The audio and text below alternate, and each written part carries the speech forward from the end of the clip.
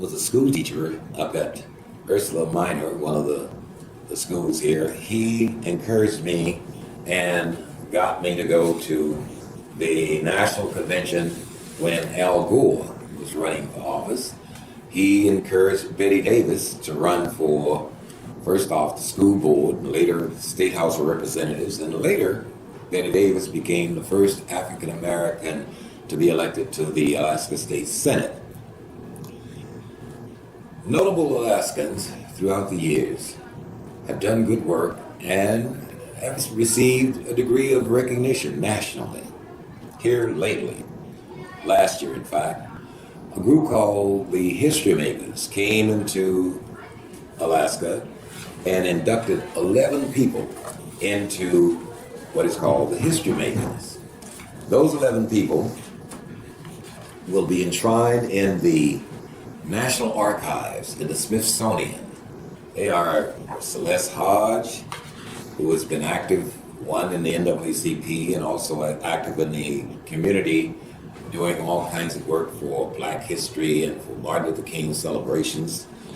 The first judge to be appointed was this African American, the Honorable Larry Card, was appointed and became the first judge of color, African American, to serve in the Alaska State Court System.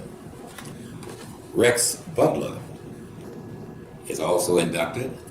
Rex Butler is a highly respected defense attorney who has handled a lot of high-profile cases in the state of Alaska. Eleanor Andrews was an assistant commissioner of administration in the state of Alaska. She owned her own business and did a lot of encouragement and hiring and doing economic opportunities for African Americans. My good friend Ed Wesley, former president of the NAACP, is currently the national committee man for the Democratic Party. Ed is working with the 2020 census and encouraging everybody to participate in that census. He too is a long-term Alaskan with a great history here.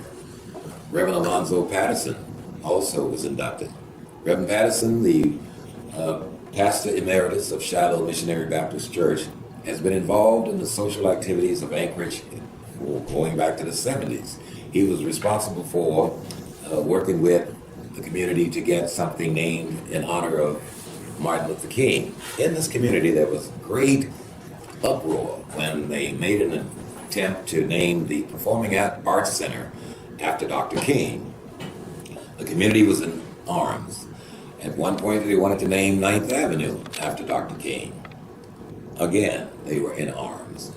Reverend Patterson was able to, with a committee, walk around and convince the city and the community to accept having a street named after Dr. King out near the transit center and erecting a bus down on the Park Strip in honor of Dr. King.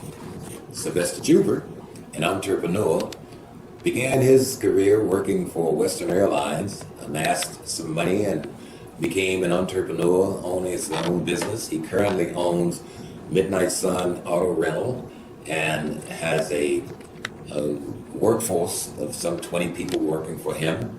He's from Louisiana as well, so good shout out to him. Jewel Jones, who was inducted into the History Makers, was the Director of Health Social Services for the municipality.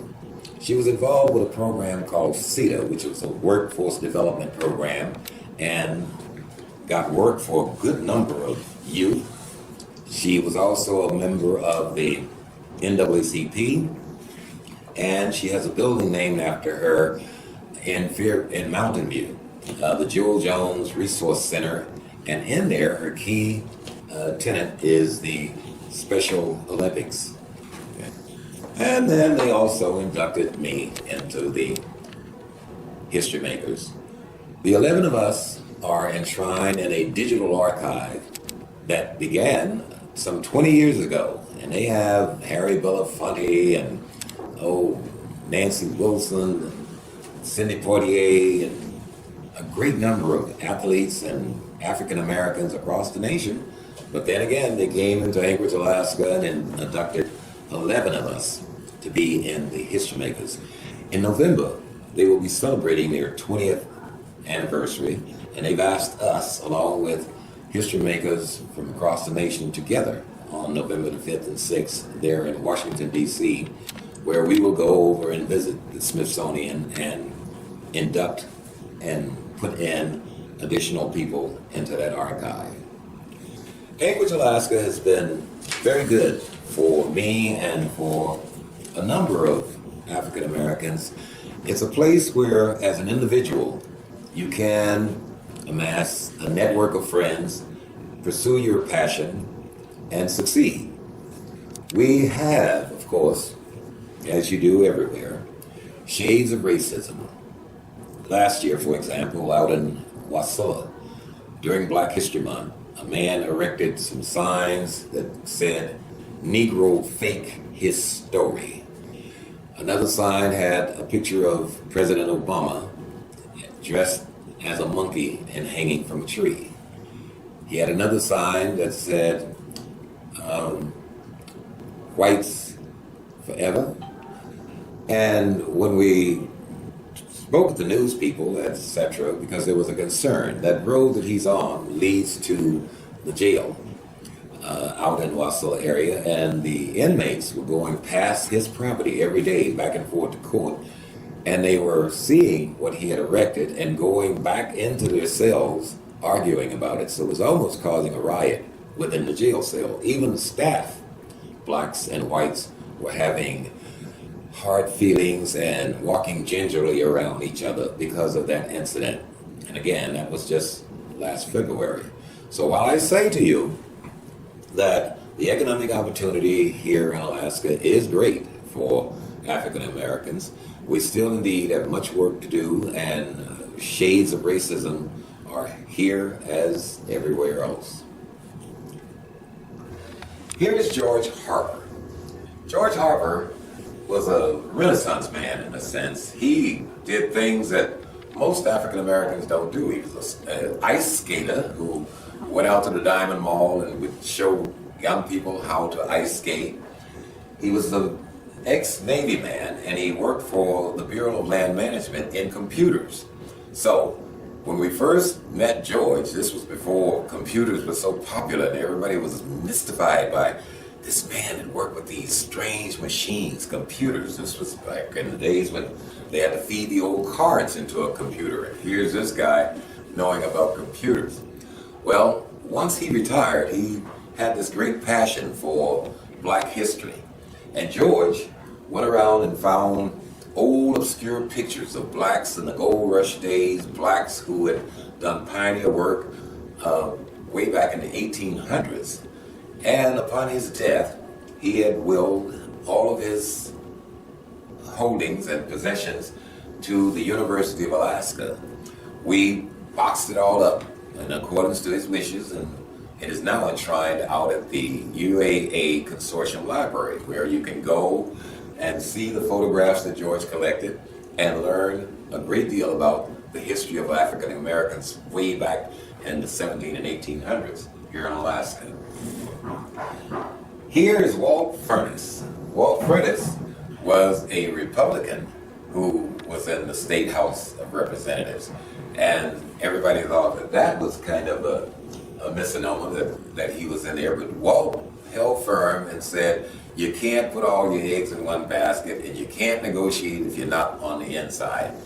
I think now he has moved more toward the Democratic Party, but again, it was wonderful to have him on the other side at the time.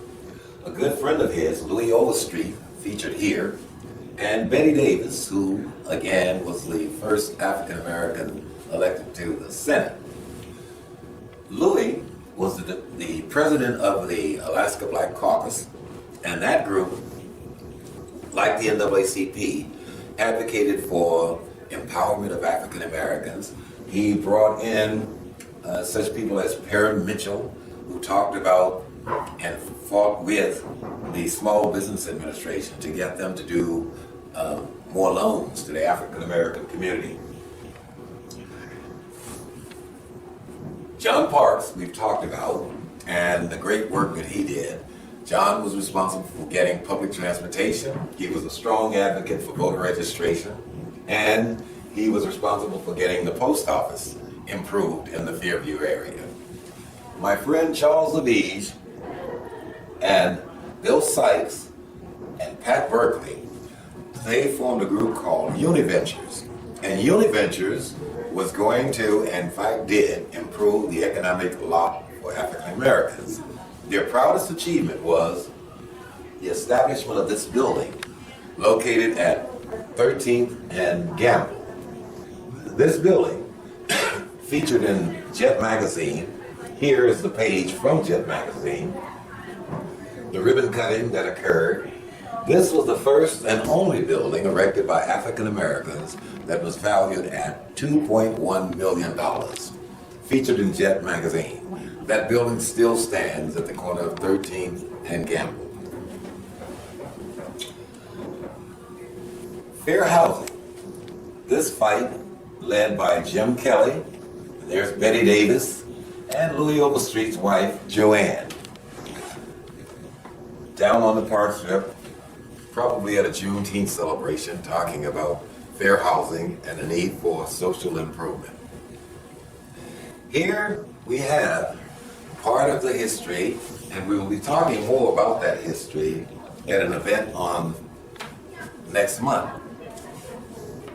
This month, February 20th.